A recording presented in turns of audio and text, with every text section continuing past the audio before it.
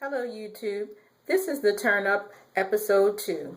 Tonight we're going to talk about Halle Berry's new show called Extant. That is actually, Steven Spielberg is the executive producer.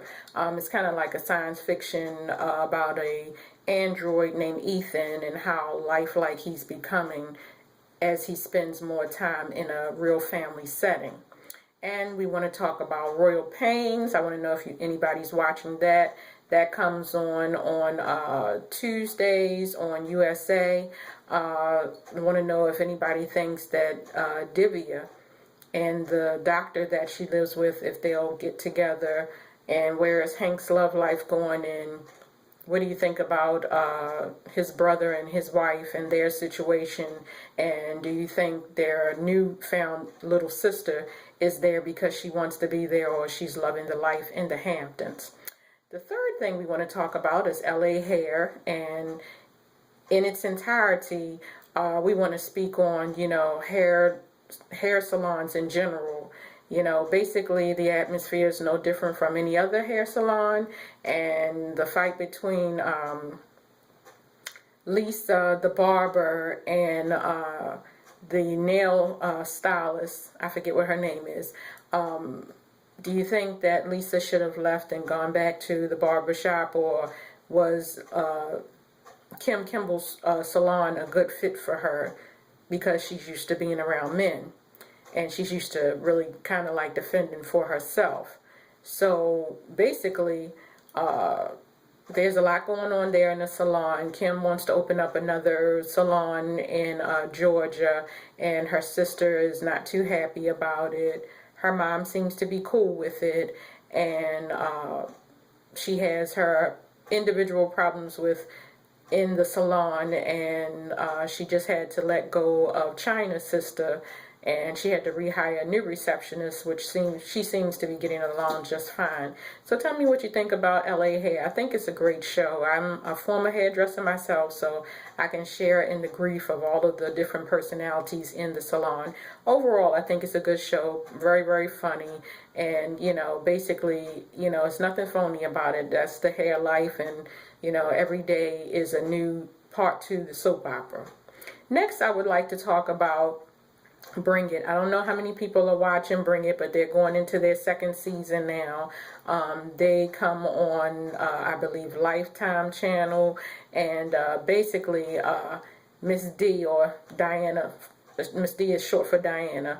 I want to know if you think that the parents are influencing the children in dance more so than the children actually want to dance. Now, I think each individual young lady wants to dance, but somehow, somewhere in there, I think the mother wants it more than they want it for themselves. And at the same time, all young ladies seem to have good, responsible parents who have their best interests at heart. But at the same time, do you think Diana's really, really hard on them? Do you think she's not hard enough on them? Me personally, I think Diana has a great spirit, and at the end of the day, she has the children's best interests at heart. But tell me what you think about the show. Tell me what you think about how the mothers get along with each other. Do you think there's any two-faceism in there? Do you think that the kids are constantly in competition to the point it's kind of spoiling their life as being, kids? And do you think they practice too much? But practice makes perfect. We all, in the end, just want the children to win. Lastly, I'd like to talk about the new show called Raising Asia.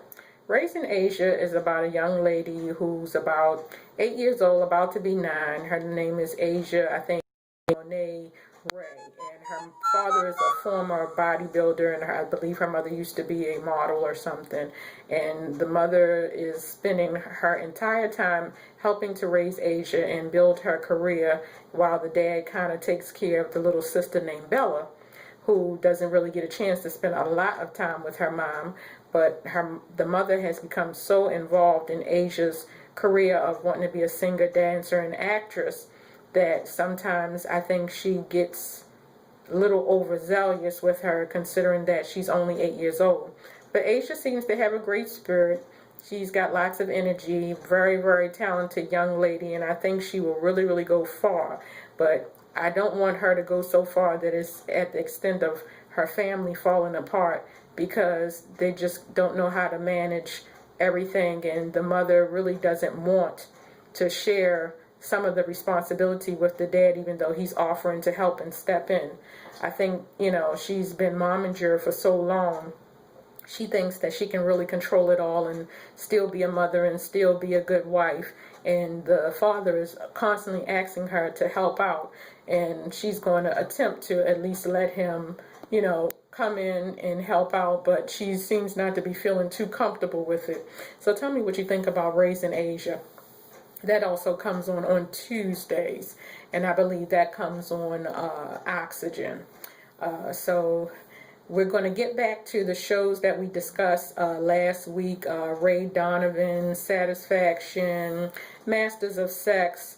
I believe the other show was, I'm trying to think of what the other show was that we were discussing, but it was Power.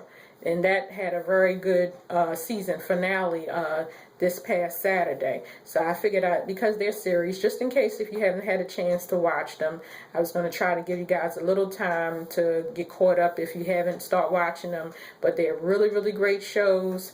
And I said I would do a little bit of reality, but I'm trying to do different reality shows that other people are not reviewing, so it's not to step on anyone's toes or constantly be redundant of repeating, what's already been said. Even though we all have different opinions, the deliverance will always be in a different way. So I thought I'd touch on some different ones to see, what you all thought about them. And I know it's a lot of people out there that don't particularly care for reality, but I didn't want these shows to go without saying, what do you think about these as well, because they're also good shows, even though some of them are reality shows. Thank you for listening. Tune in next week for episode 3 of the TurnUp. Thank you and have a blessed day. Bye-bye.